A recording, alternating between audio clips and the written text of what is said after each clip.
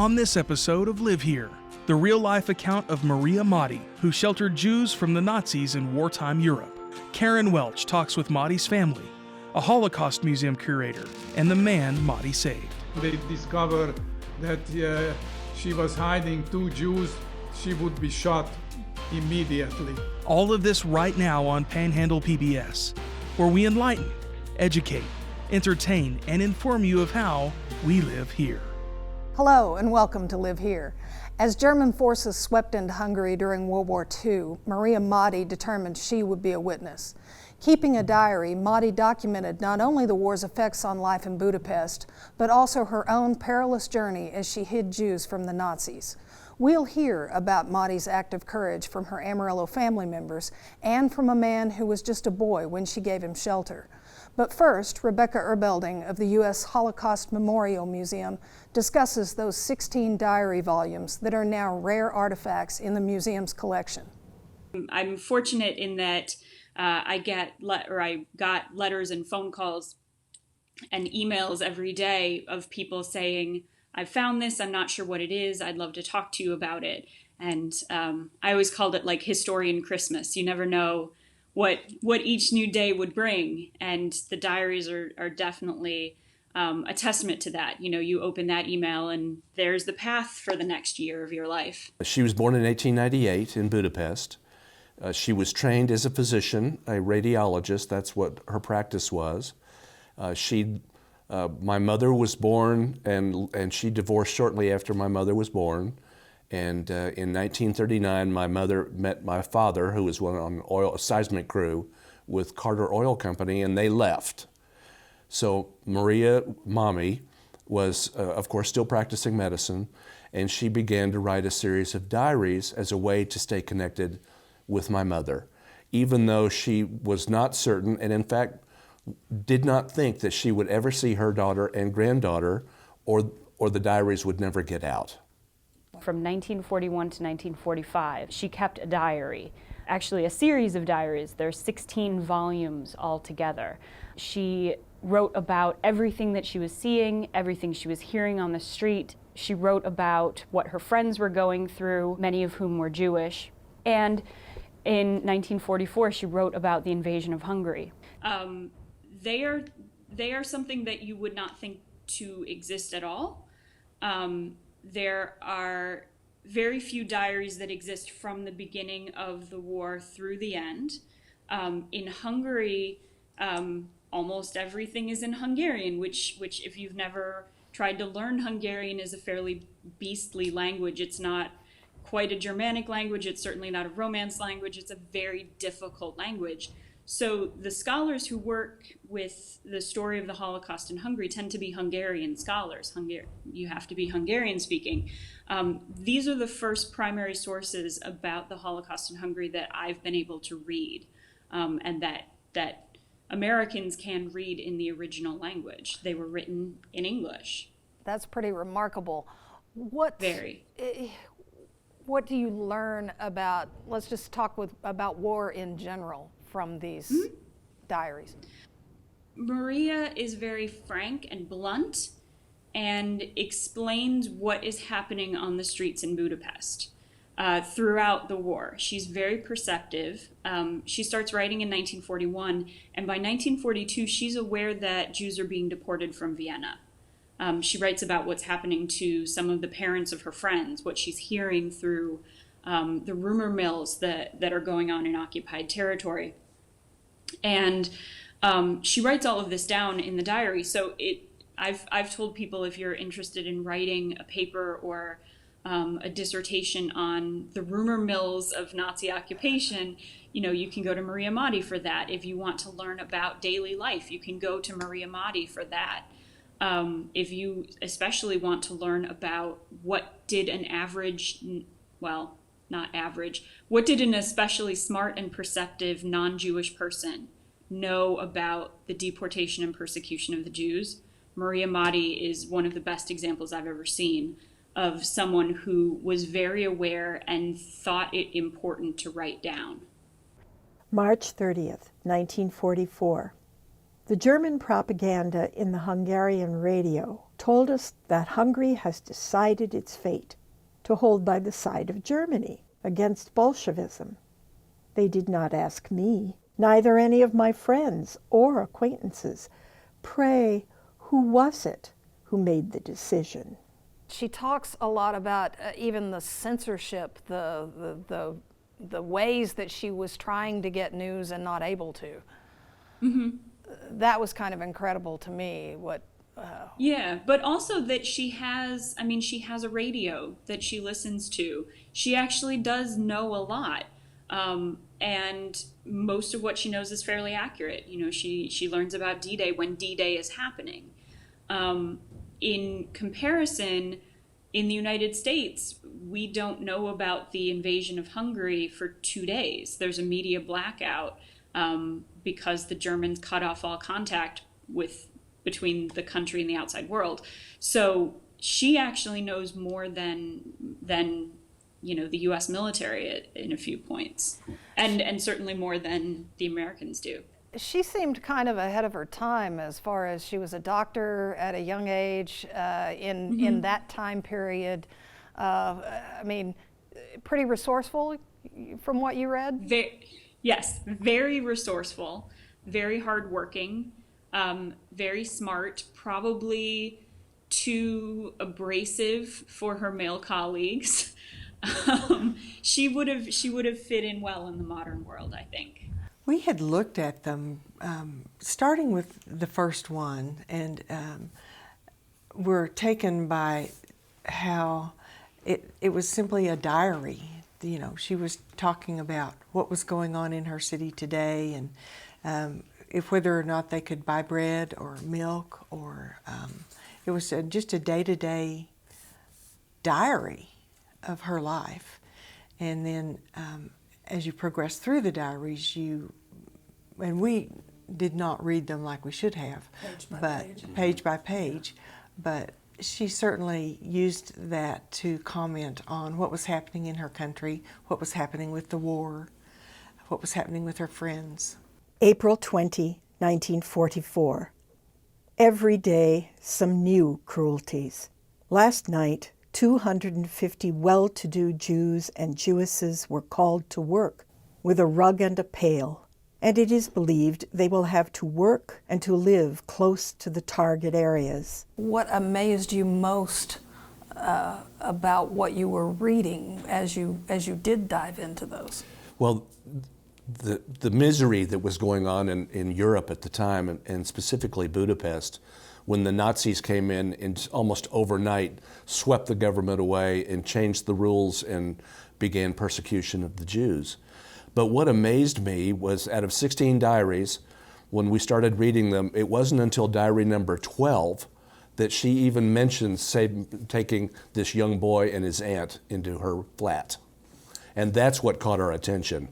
She really did something. Well, Maria, as I said, was very aware from the beginning about what was going on, Nazi persecution of the Jews. She was very aware from the beginnings of the diary. She talks about it in volume 1. So it becomes, some of her closest friends are Jewish throughout this whole period, because I think she feels like they're the only people she can speak frankly with about her opposition to the Hungarian government, about her desire, of course, for the Allies to win the war. You know, those are not things that you expressed publicly. And so when talking to her Jewish friends, she could express those desires quite frankly with them. And throughout the war, they became closer and closer. And then in 1944, when it became clear that persecution had moved into Budapest, that Jews were no longer safe in the capital, I don't think she worried very much. I don't think she gave a second thought to the idea of hiding them. I think it was something that was a very natural decision for her. She really saved my life, saved my aunt's life. I don't recall that Alfred really said much other than she saved my life. Wow. And he did recall in his witness letter that it was a one-bedroom flat, and it was across the street from the Nazi radio station, so he couldn't even poke his head out the window. he was literally isolated in that one-bedroom flat. Tell me about the circumstances that led you to Maria Madi's apartment.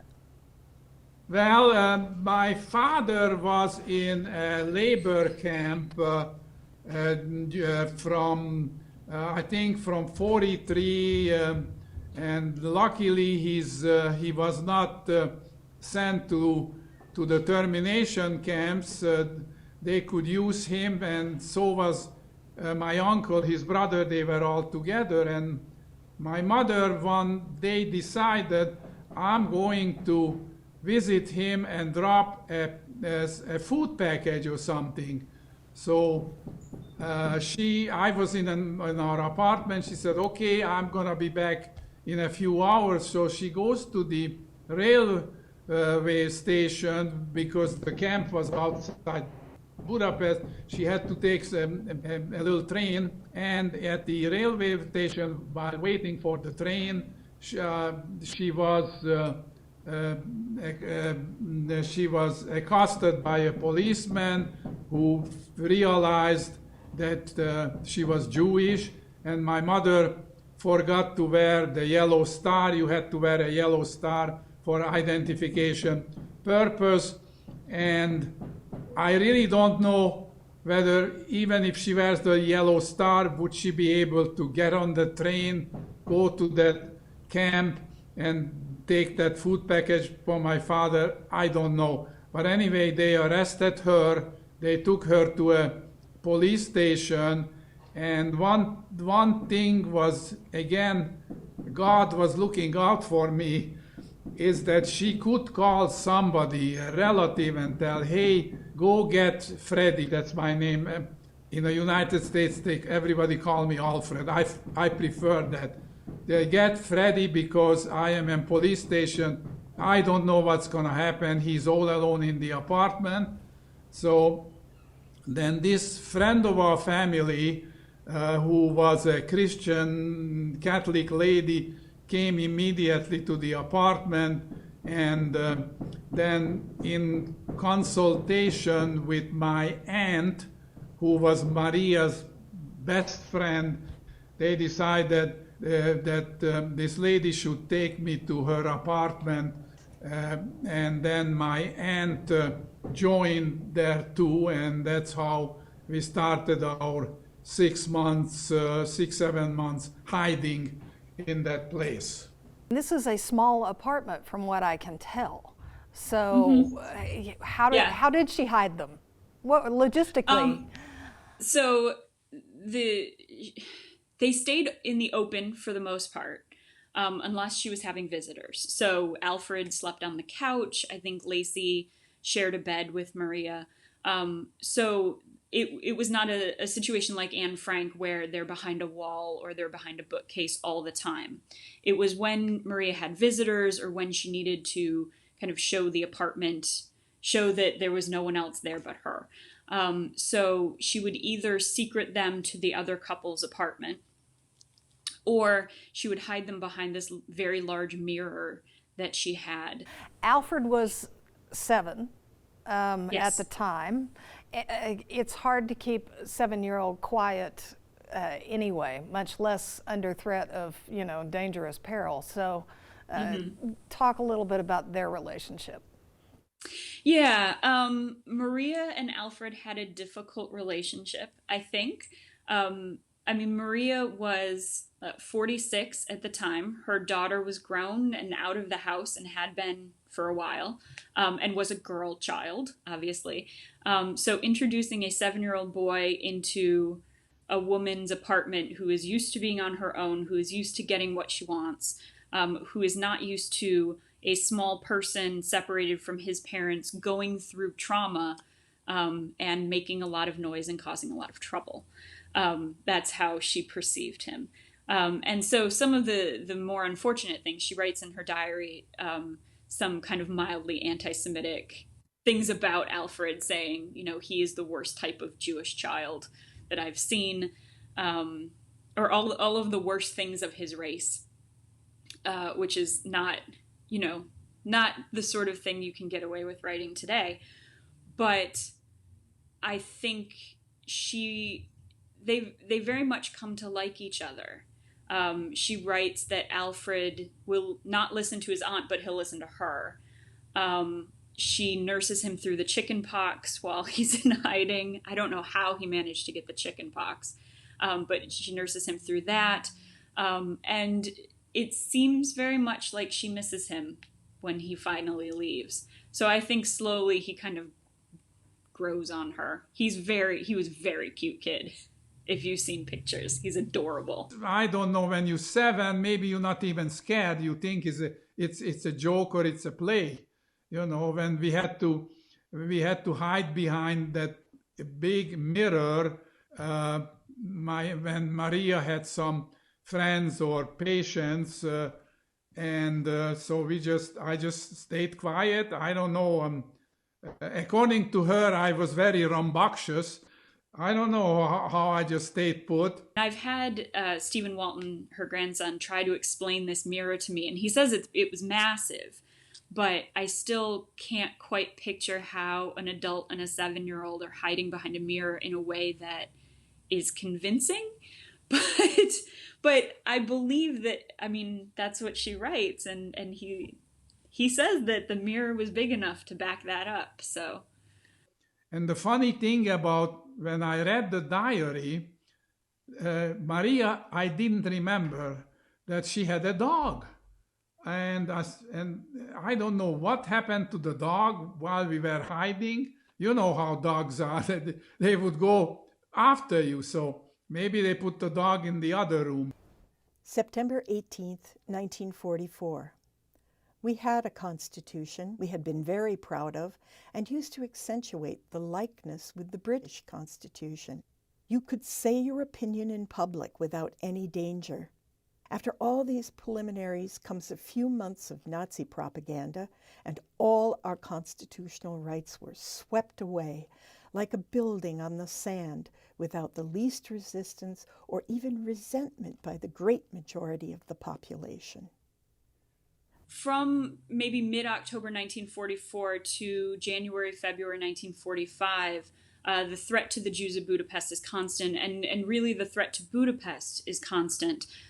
There's a military coup that replaces the old Hungarian leader and brings in very pro-Nazi leadership, and the Russians are moving in on the city very slowly. So there's really a battle going on for Budapest, and air raids are constant.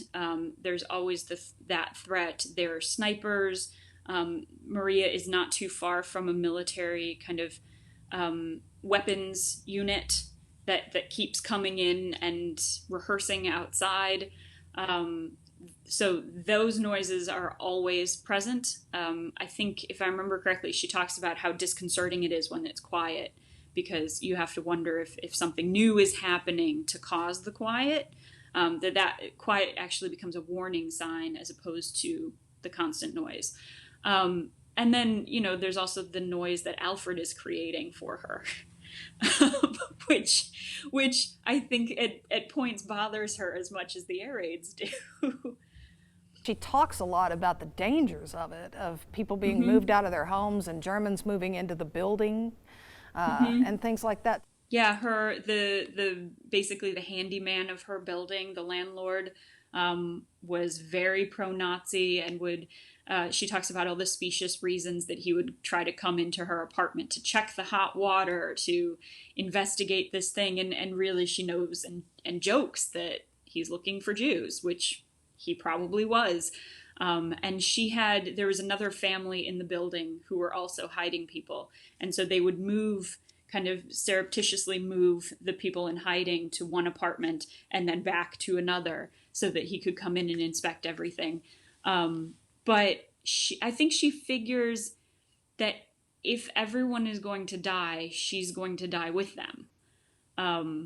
So she talks about, there being an air raid. And obviously her friends, as she calls them, her friends can't go down to the basement to the air raid shelter.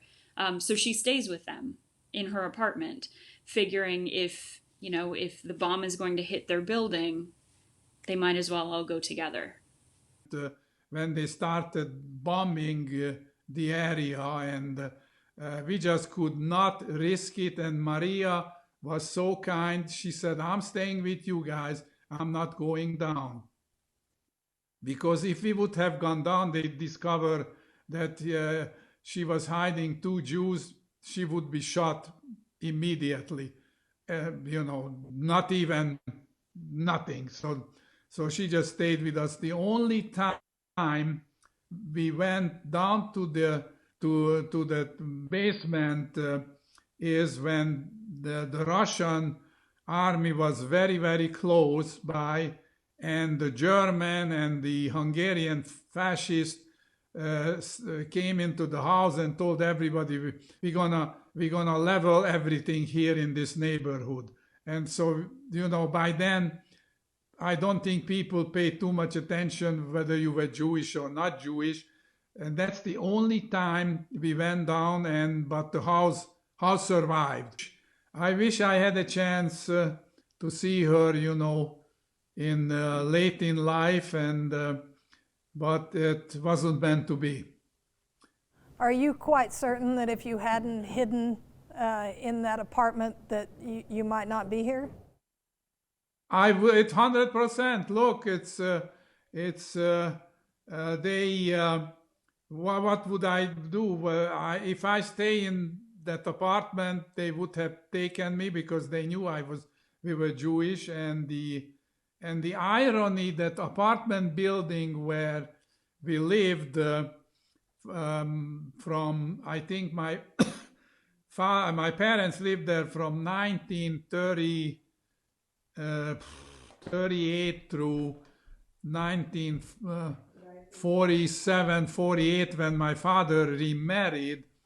The name of the apartment building was Himmler. And you know who Himmler was. He was the Gestapo SS chief, and the owner of that house was a cousin of Himmler. So certainly I don't think I would have lasted too long. So no, and just to finish my story with my mother, from the police station, she was taken directly to Auschwitz, where she got killed in Auschwitz. My father survived just before they were supposed to put them in one of those wagons and take them to Auschwitz or the other termination camps. My father was very smart, and so he escaped. He took my uncle with him. They walked to Budapest, and they ended up in one of these safe houses that was under the protection of Raoul Wallenberg, the Swedish diplomat. You probably heard of him, right? The Swedish diplomat. So it was a safe house, and for some mysterious reason, maybe God was helping here too, is the Germans and the Hungarian fascists left. They didn't bother to take all those people and put them on a train and go and to the termination camp. So my father survived, and when the Russians came to Budapest, he walked to. He didn't know that I was alive, but he knew where I was, and he walked to Maria's apartment. We reunited, and then we walked back to our old apartment house, the Himmler house, and so my father lived. He died in 1992. He was 95 years old. Luckily, he remarried to a wonderful Christian lady, and just before he married her, he asked me, do you think I should marry her? I said, oh, definitely, Father. She's a real nice lady. You don't want to be alone. And so she became, I hate that English word stepmother. I never called her stepmother, and so she always treated me like her own. And in '53, my sister was born, so she still lives in Budapest, and so mother came a few times to the United States. He met my children and grandchildren. She died in 2008. Do you want to hear about the ceremony or what led up to it? Let's do what led up to it. Okay. Why don't you mimic the Alfred Lacoste phone call? Well, 4 years ago, we were here in this kitchen, and the phone rang, and Stephen answered it, and it was Alfred Lacoste, and he said, "You don't know me, but your grandmother saved my life." And he was trying to appeal to the German government for reparations for people who had lost relatives in the Holocaust, and his mother did perish at the Holocaust. So he asked if we knew where he had been hidden. Did we have any details about that time? Because he knew that we had diaries. So we said, yes, we've got a snapshot, and we... That very same snapshot. With an iPhone, took a picture of it and, instantly sent it to him. And he began his appeal to the German government for relief. And that started a conversation in our family about the diaries and what we should do with them. Mm-hmm. Should we call Steven Spielberg and have him do a movie? That's been mentioned more than once. And our nephew said, have you thought about donating them to the Holocaust Museum? And that's in fact what we did. Stephen sent another photocopy page to the Holocaust Museum in Washington, D.C., and almost immediately got an answer back. They were thrilled to get those diaries, mainly because they were in English, and very little material from that part of the world, from the World War II, was in English. For example, we are told that there was a reference to something she had heard that 1,500 Jews were put on a train to Paris. Mm-hmm. And she said that is only the second corroboration they've had anywhere in the world. Rebecca said this. Inside of her diaries. Wow. I mean, it's like a rumor, but then when it's mentioned in Maria's diaries, it's confirmation that really happened. Oh, that's amazing. I am an archivist and curator at the museum. I started at the museum in 2002. I was hired mainly to work with families who have material that they find in attics or that they inherit from relatives or things that are their personal materials. And what I do is I kind of talk them into donating them to the museum. We go over the benefits of making things available for researchers, the benefits for preservation, and the benefits to families who, when a loved one dies, sometimes things are split up among families, and we can provide a really central repository where people know things are safe, they can always come visit, and these really important historical materials are available to scholars and to researchers and to all of our visitors. I have a PhD in American history, and so recently I've moved into more of a historian's role, but when I was working on these diaries, I was still working in the capacity of an archivist working with families. And Rebecca Erbelding, the archivist, just was overjoyed to read them and to learn about Maria Motti. That is incredible. So when you read them and you thought about the breadth of what your grandmother had done, I mean, how did that hit you? I was and continue to be amazed that she never mentioned a word of it. She lived at our house in Houston for 4 years, making glass with my mother and father. Not one word was ever said about her life in Budapest, the Nazis, the Holocaust, the diaries, none of it. Not one word. I did not know her, except for a very few months before we got married. We got married in August and she passed away in December of that same year. So Never spoke a word. Not one word. About 3 years ago, Rebecca contacted us, and she was preparing the submission for Alfred to go to the German government for the reparations. And she said, you know, have you thought about nominating her for Righteous Among the Nations, which is the highest non-Jew award to a non-Jew who's saved the lives of Jews during the Holocaust? We knew what that award was because we had been to Israel 5 years ago.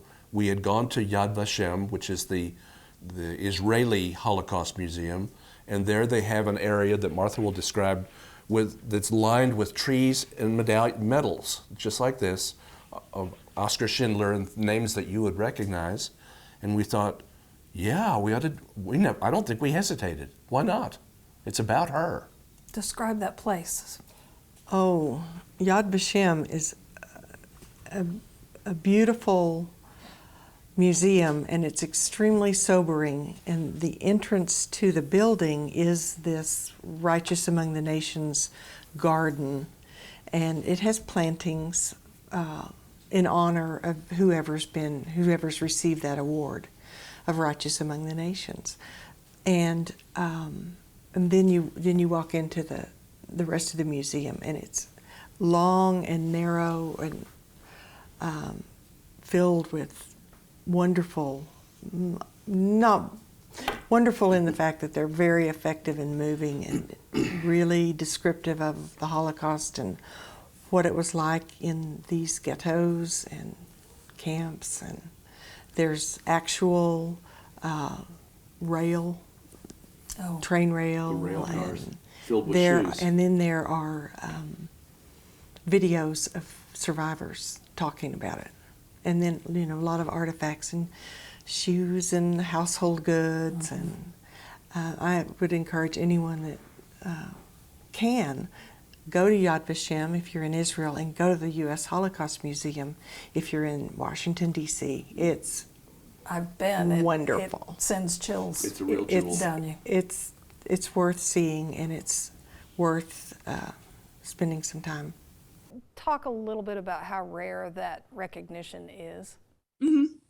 So the Yad Vashem Holocaust Remembrance Authority runs the other really major Holocaust museum in Jerusalem. They have been around for a really long time. They have a fantastic collection. And they run a program called Righteous Among the Nations, which names and honors non-Jewish rescuers of Jews during the Holocaust. It is a somewhat labor-intensive recognition, meaning you need to have proof, you need to have testimony, preferably from someone who was saved by the person, in order to have a person named righteous. It is not an easy thing.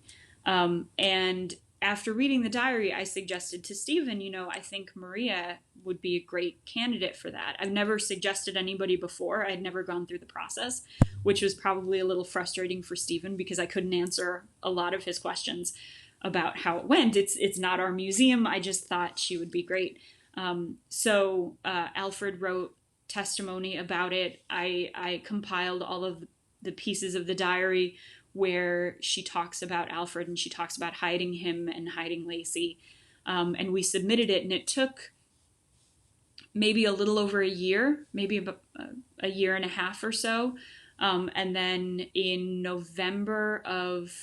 December last year, about a year ago now, actually, Stephen heard that the application had been successful and that she was going to be named Righteous Among the Nations, which is a tremendous honor.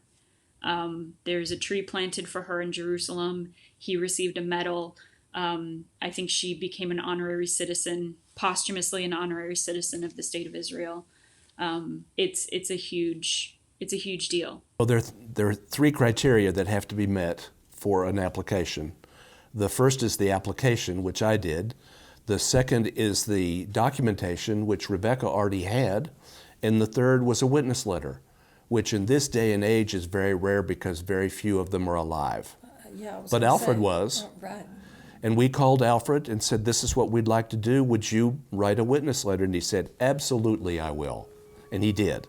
And we bundled all that up and shipped it off to Jerusalem.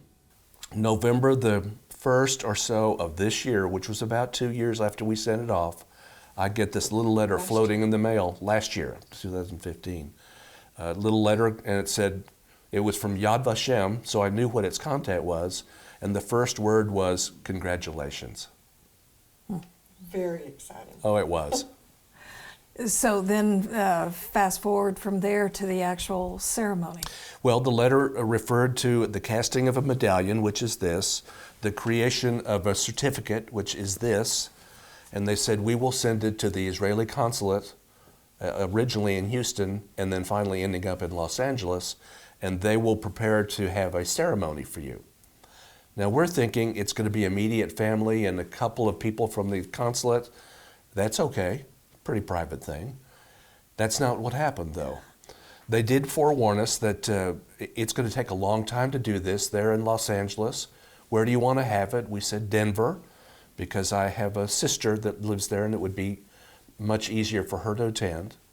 And that's fine, Denver, but it may be several months before we can orchestrate that.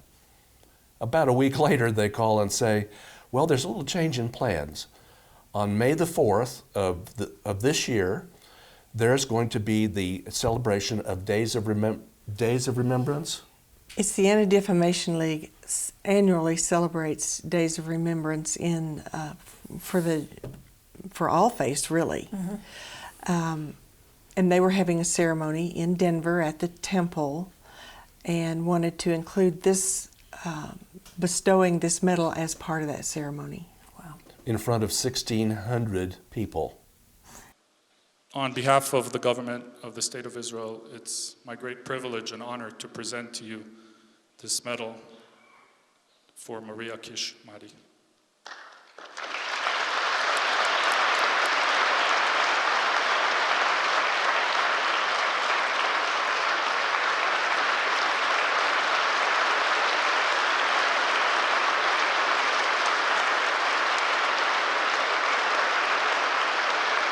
You participated in the ceremony for Maria Madi, the Righteous Among Nations ceremony. Yes. What was that like, and why is that important? Well, she got acknowledged. She got an award which she richly deserved. That's the least that anybody can do for her, and I think that her family, the grandchildren, were very, very happy that their grandmother got this award. What an honor! You are beautiful. What a legacy for my wonderful family and Alfred and grandchildren. And my deepest prayer for every one of you in this room, I know I speak for you. We think there'll never be a time, but that we would, like she would make a difference in the world. Amen.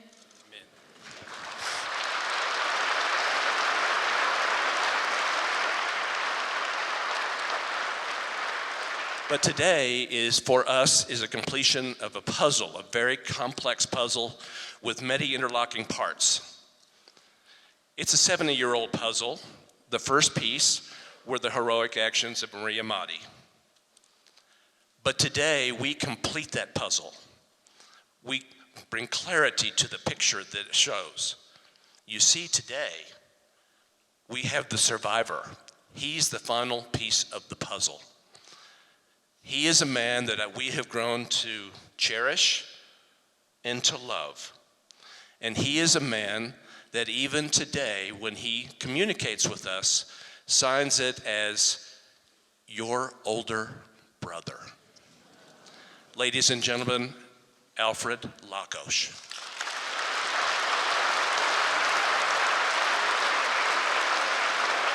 You right there?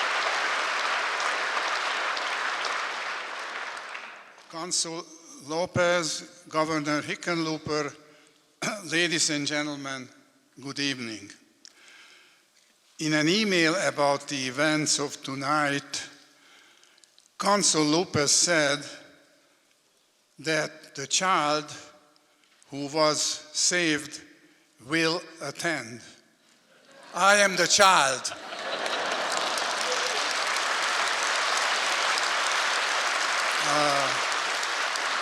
I haven't been called the child in the last 70 years. I've been called some other names. Dear Barbara, Stephen, and the extended Walton and Blankenship family, your grandmother, Maria Mady, saved my and my aunt's life. Without her courage, sacrifice, I wouldn't be here. For me, it was very, emotional. It was a huge temple, and I spoke, I was thanking Maria in Hungarian, in English, what she did, and I think that was a very, very nice gesture on that she got it, and I am really happy that I could help. Us survivors are we getting a little thin, and recently one of the most famous survivor passed away, Elie Wiesel, who was, he was a Holocaust survivor, and so, I'm 79 years old, and who knows how long I'm gonna be here, and so we are thinning out, and maybe that was the last time that, we could have done this for Maria, because if I'm not here, you cannot do. I don't think they would do that. I'm not sure. What was the mood in that room like? Well, it's a very somber occasion for them, and there were some Holocaust survivors in attendance. They had a menorah up on the stage with 6 arms to it, each one representing 1 million people killed. That's sobering. And it was remembering what, and if you could read this, whoever saves one life is as though he had saved the entire world. They mean that. They're very serious about that. How is it to meet the relatives of Maria Mady and to get to know them as a part of this journey? Well, Stephen and I had corresponded for about 3 years before he came to Washington, and we kept kind of just missing each other. So when Maria was named Righteous Among the Nations, they had a ceremony in Colorado, and I was going to come for the ceremony, but we were having our own ceremonies in Washington. It was for National Days of Remembrance, and I was speaking, and so I couldn't get away to the ceremony. So finally, he and his wife Martha came at the end of August, and Alfred was supposed to come join us, but he was having medical problems and couldn't make the trip. So we had spoken on and off for 3 years at that point, and they're the most warm and wonderful people. And it was fantastic to actually get to talk to them for a longer period of time about what Maria was like and what his memories are of her. And they got to see the diaries, see what we had done with them. It was a really wonderful visit. I hope he says the same thing. So tell me a little bit about what you have done with the diaries. Right. So the diaries, Stephen sent them very carefully, but also in a plastic bag. He put the plastic bag in a box and then mailed them to us. So they are very much out of the plastic bag. They're now in archival storage. They are organized by volume, and each volume has its own little folder. There's still some pieces that we need to do with the diary. So at one point, Maria pastes a piece of shrapnel in the diary. And so we have a little piece of metal in the paper pages. And so we have to figure out how to protect the paper around the medal while keeping it in the form that she had used to create it. We have also digitized the entire thing, and all of the volumes are available online. So anyone watching can go to the museum's website and type in Maria Madi, M-A-D-I, and read all of her diaries. And we're really proud of that. Like, that is the sort of thing that we really want to do so that students and teachers all throughout the country have access to her. They're just thrilled with that kind of material. Yeah, the resource. And plus she was able to, with the Holocaust Museum's resources, look up phone numbers and telephone books from that time to confirm that this is where the apartment was. Her diary was meticulous in addresses and in street corners and things like that. Well, in fact, years later, she went back and actually made some corrections on her English. She's very funny. She's very smart. There are interesting things on every single page for a historian or for a non-historian even, so that people can either take it on as a way to talk about inspiring people or as a way to learn about the Holocaust in Hungary and what one woman did. Do you consider your story extraordinary? Well, I don't think so. I don't think so. It's I am sure they have other people with similar stories.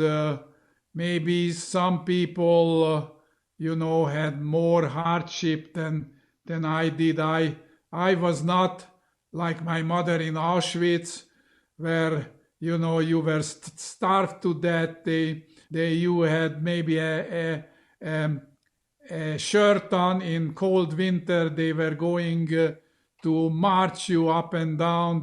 In a way, it was like a torture. I didn't have to go through that, so they had more people that suffered much more. Is this an idea for people to look around at what they have in their family histories? Talk a little bit about the treasures we don't know we have. I think everybody thinks that things that are historically important can't possibly live in their own families. And our museum really is a testament against that idea. We are a museum of ordinary things, of ordinary people going through incredible times.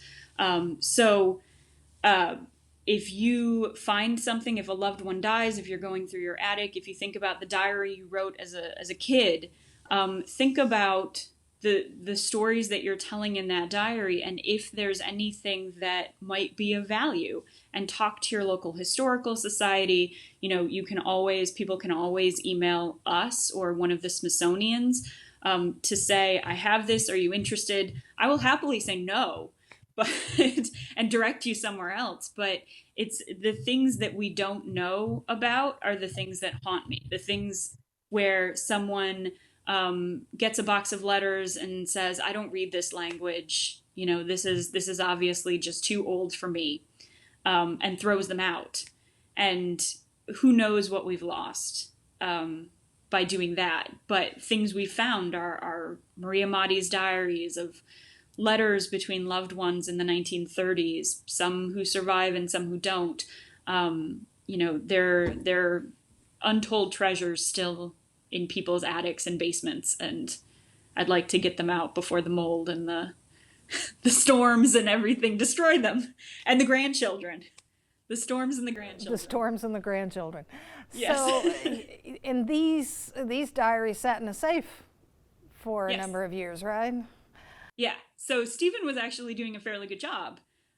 They were in a safe, so relatively cared for, but now they have a paper conservator who looks over them and makes sure the humidity level is right and the temperature controls are right, and that it's kept away from anything that can do it harm. For people who walk into the Holocaust Museum, I think it's not an easy decision. It's not something you do before you go to the zoo.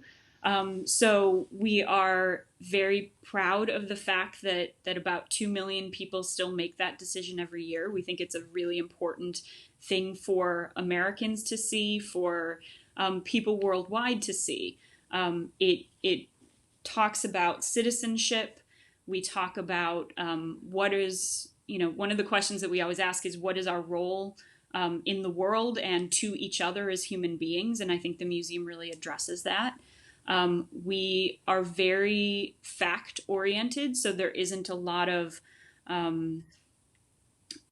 there's not a lot of moralizing really, or trying to get you to feel a certain way. We present the facts. We present exactly what happened, and artifacts and documents and, pieces of clothing. We have a rescue boat that was used in Denmark. We have a rail car that was used, we think, to transport people to camps. And all of these are very, it's somewhat of a stark experience to go through. But you emerge with a lot of questions and maybe not a lot of answers, but questions lead to conversations, and maybe conversations lead to answers. Our next major exhibit, actually, that will open in the spring of 2018 is one that I'm a historian on. We are looking at the role of the United States during the Holocaust. What did Americans know about what was going on? What did we do about what we knew? And I think that questions like these are ones that we as a country need to have a conversation about and figure out where we were then, where we are now, what questions reverberate through history. Is the current news of Nazi phrases and things being used, that sort of thing, coming up as part of this exhibit? I mean, we're certainly having conversations about it. It's hard to escape. The museum did issue a statement after the White Nationalists Conference in Washington a few weeks ago, again, asking people to condemn hate speech, to stand up when we see people being persecuted in our own country. I don't think it was something we expected to do in our own country. We've issued statements condemning other countries where we see outbreaks of violence and outbreaks of hate speech. I think this is the first time we've done one in the United States, and that is obviously a concern. So hopefully, by the time the exhibit opens in 2018, it won't feel as relevant as it does working on it right now. What did you come to realize about that as you got older, about that time period? Well, it was persecution. It was a type of persecution which is uncalled for. Is the same thing what they do there against the Christians in the Middle East. It's the same type of thing, and it's just they using an excuse to terminate a certain religion, and because they think that they are better.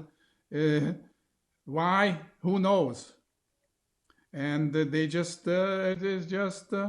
it's their purpose in life to wipe us out, whether you Jewish or Christian, it doesn't matter. So, is this something you can imagine that your grandmother did? I mean, she was tiny. She was, and Okay. No, Tiny I can't imagine anyone doing it, much less my grandmother, or much less not wanting to tell somebody about it. But she didn't. She knew the consequences. If caught, would be certain death. She was not selfish or thinking about herself, only how to protect us. I remember it clearly because he had 2 handwritten pages, and we gave him all the time he could, and I saw that as he was reading it, his hand started shaking, and I put a valise underneath it to steady him and put my arm around him, and it was just a very wonderful, comfortable moment. Therefore, let me say, her, let me say her now in Hungarian, Mária néni, köszönöm, köszönöm, köszönöm, eternally grateful. I'm proud of her. I'm proud of the legacy that she has left our family that they were unaware of. And because none of them have read the diaries, and now they know that she did something special, and that same courage is expected of them. Okay.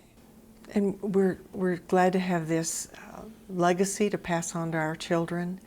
And really, since the material is at the Holocaust Museum, so many other people can learn from it and study those documents and make a difference. When we talked before about kind of wondering what you would do in that situation. I had that question in my mind many times. What would I do if asked to do the same thing? I would hope that I would mirror her actions. I would hope that. Mária néni, thank you, thank you. You are a real hero. Thank you.